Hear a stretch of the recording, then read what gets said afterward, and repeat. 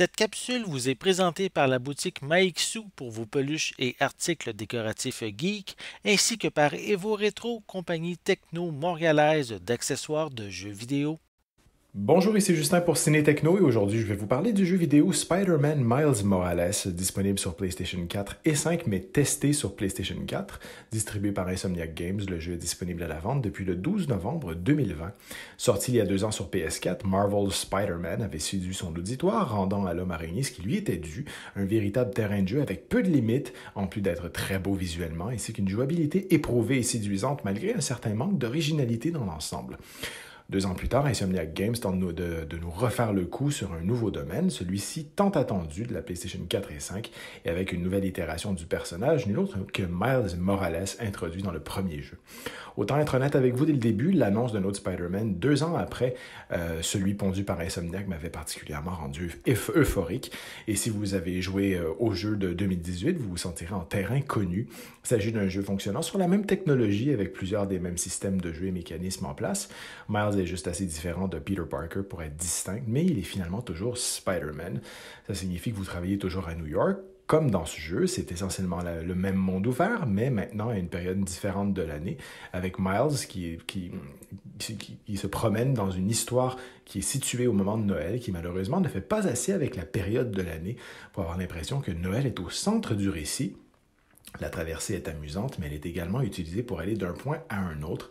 Les missions d'histoire et les quêtes secondaires plus narratives seront vos principaux points d'appel, mais il y a aussi un paquet de quêtes plus simples et plus courtes de quartiers sympathiques que Miles récupère via son téléphone portable.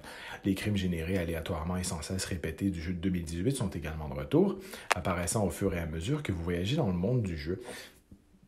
Enfin, il existe une gamme d'objets de collection à saisir qui alimentent à leur tour les améliorations de votre personnage et le pourcentage d'achèvement. Tout cela est assez similaire à Spider-Man de 2018, bien qu'il y ait de légers changements de présentation pour mieux s'adapter au personnage de Miles.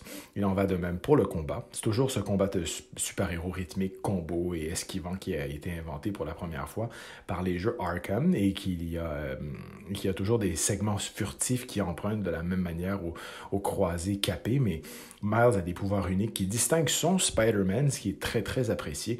L'histoire racontée ici tient également à souligner les différences entre l'original et le nouveau Spider-Man. Miles est incroyablement bien réalisé avec un casting de personnages crédible. Une grande fierté est tirée du statut de Miles en tant que héros métis d'origine afro-américaine et portoricaine. Et il est rare et excitant de voir cela bien représenté dans les jeux vidéo. Terminer une ligne de quête secondaire mène à un hommage bref mais proéminent et sans faille à Black Lives Matter, qui est à la fois surprenant et agréable à voir dans un jeu vidéo grand public à gros budget. Malgré les nombreuses qualités du jeu, il existe cependant un bémol que je trouve un peu dommage, c'est la taille du jeu. La comparaison avec quelque chose comme Uncharted Lost Legacy est en fait assez juste. C'est un spin-off de la série Uncharted, qui est un jeu un peu plus court, donc l'histoire principale prend probablement un temps similaire, entre 7 et 10 heures. La nature de nouvelle génération de ce jeu signifie qu'il y a toujours un prix réduit par rapport à la plupart des nouvelles versions, mais il est également plus cher qu'un jeu de génération PS4 de taille similaire comme Lost Legacy de 2017. On mise ici sur les ajouts qui vont être faits au cours des prochains mois, les nouveaux DLCs. Mais honnêtement, c'est tout.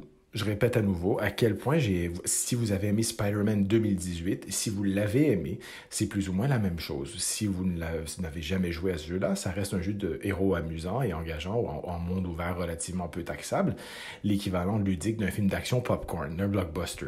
Naturellement, si vous détestiez le jeu précédent, laissez-le manquer, vous ne manquerez rien. Le facteur, c'est le prix, qui est absolument pas trop cher, mais qui pourrait être trop riche pour ce qui est essentiellement une expansion renforcée. C'était Justin, merci et amusez-vous bien.